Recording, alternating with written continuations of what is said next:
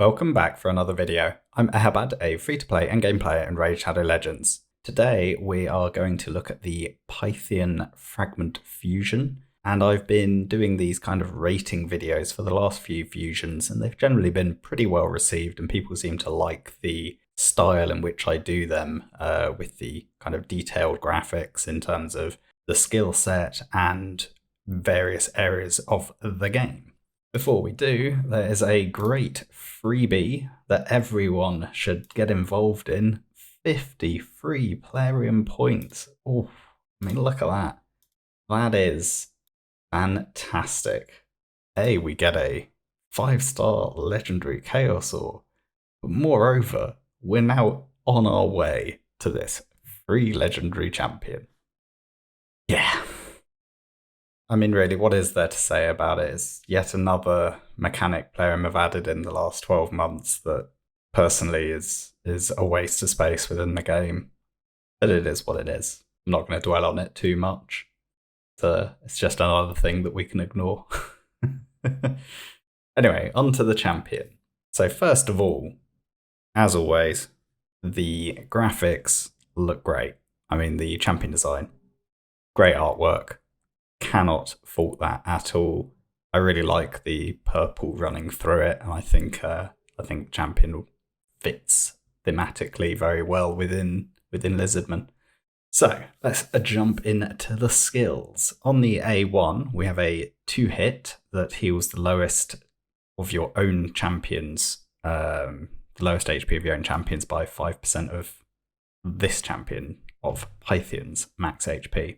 I think it's an average A1. I mean, 5% of this champion's HP probably be around a 3 to 4k heal once you've built him.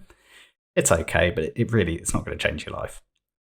The A2, however, AoE full team cleanse with a 10% on max HP heal on each individual target champion, including block debuffs for 2 turns and an extra heal for each debuff removed. I think this is a really top quality AoE cleanse.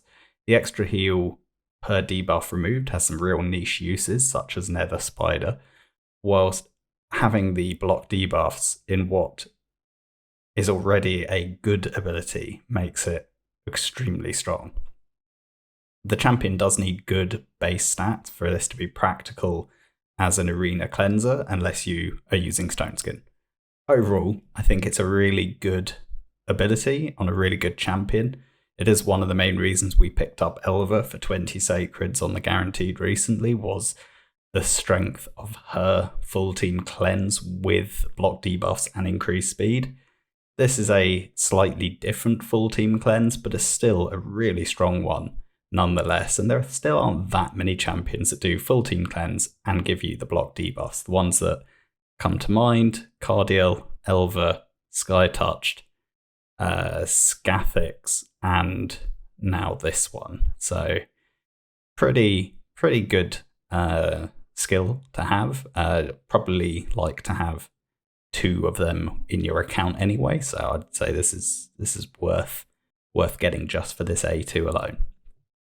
The A3, we have an AoE revive and an AoE strengthen on a 2-turn with a 4-turn cooldown. I think this is going to be a bit of a annoying skill.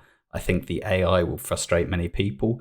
Typically, any team-wide buff revivers are by default using the skill even when there's no revive needed, making them really inconsistent and unreliable as a revive skill, unless of course you're manualing. A full team strengthen on a 4-turn cooldown isn't that great, so it's kind of a bit hit or miss, this ability.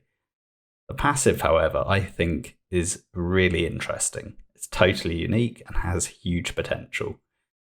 If we get to the point where, we're putting 5 buffs on us and we get a 25% damage mitigation, particularly when you factor in that we're going to get 2 buffs from this champion alone, between the block debuffs and the strengthen. And in fact, the combination of the strengthen with the passive, I think, has really interesting synergy.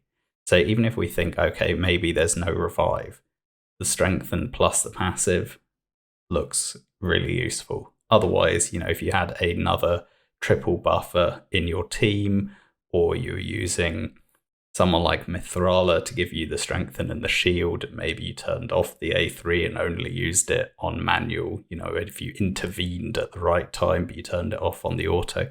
I think there are ways of using the champion to your advantage within the skill set, but particularly getting maximum value from that passive. I think there's some interesting ways of building and using the champion going forward.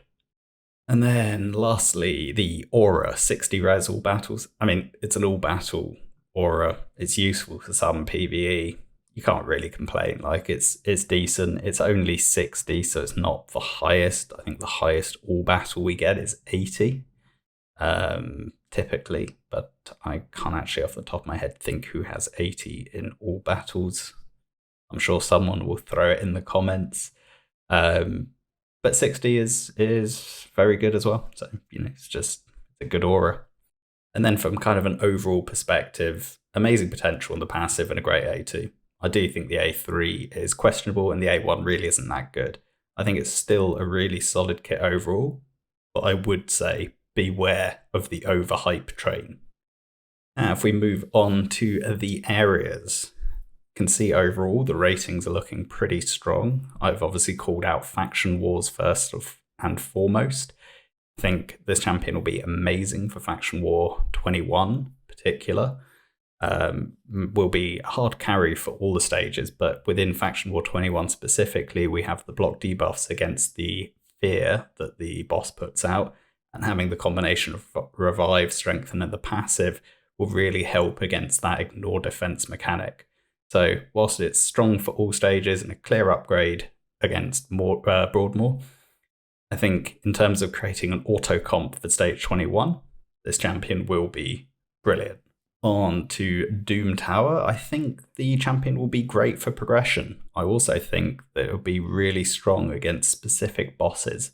Nether Spider with all the poisons being put out, having that full team cleanse that heals additionally for each debuff being removed will be really strong. The passive plus strengthen plus everything all being combined together could be really strong against Bommel. Not really getting any benefit from the block debuffs so much other than, say, the stuns. And obviously there's not that many mechanics that we can cleanse against Bommel, but overall I think there's still real potential there. It will be interesting to see how the passive interacts with the bombs. Not sure the bombs are going to be classified as a skill, so it might bypass the passive, but strengthen is still very important. I have shown a sort of budget Bommel resistance team where this champion would be really strong, bringing strengthen plus heal plus the res aura. I think this champion could be really good for people struggling to progress in a lot of Doom Tower bosses. So as I said, Nether Spider, Bommel, but even things like Frost Spider and Eternal Dragon really spring to mind, could be really good. Thirdly here, we have Hydra. I think, again, the passive and strengthen combining could be really interesting, particularly against, say, Brutal and Nightmare, where the damage scales really high.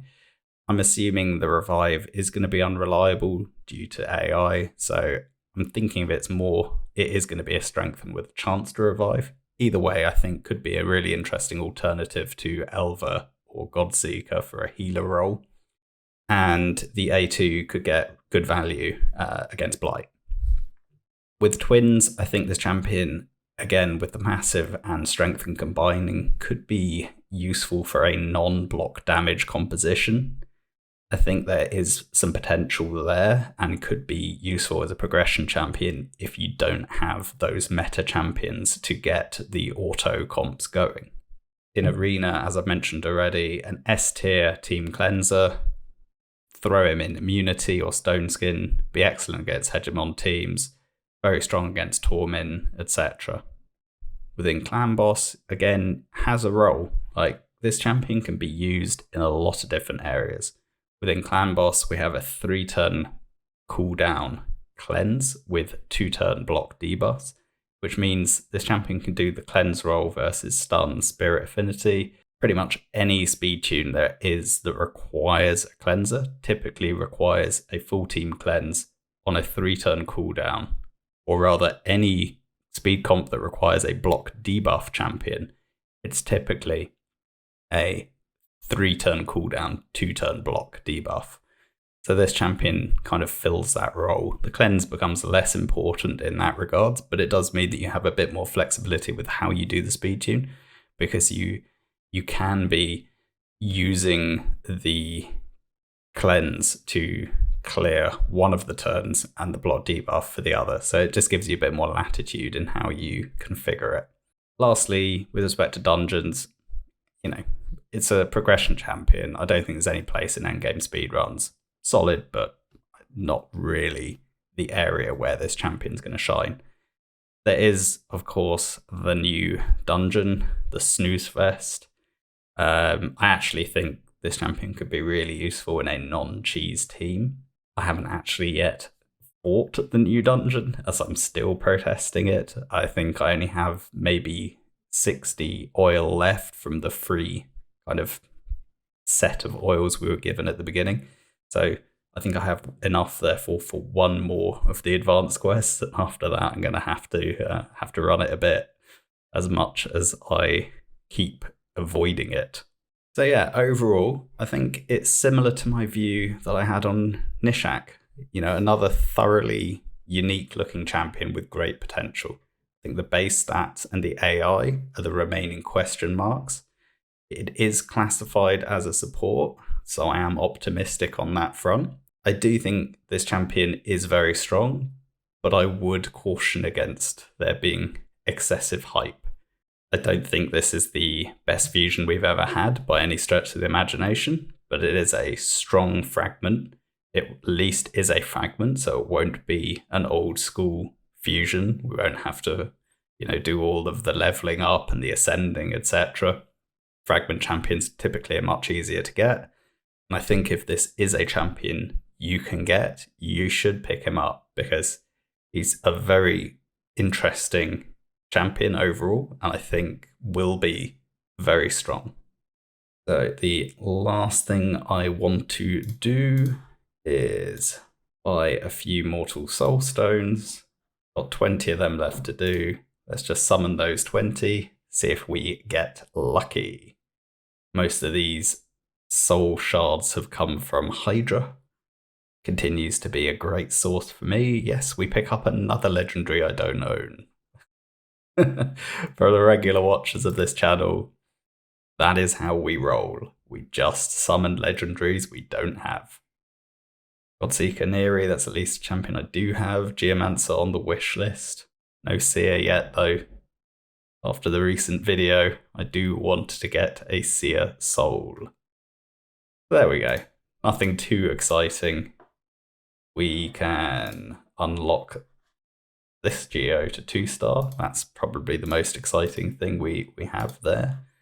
And we can unlock this Godseeker Aniri to 2-star as well. So both of those are actually pretty decent.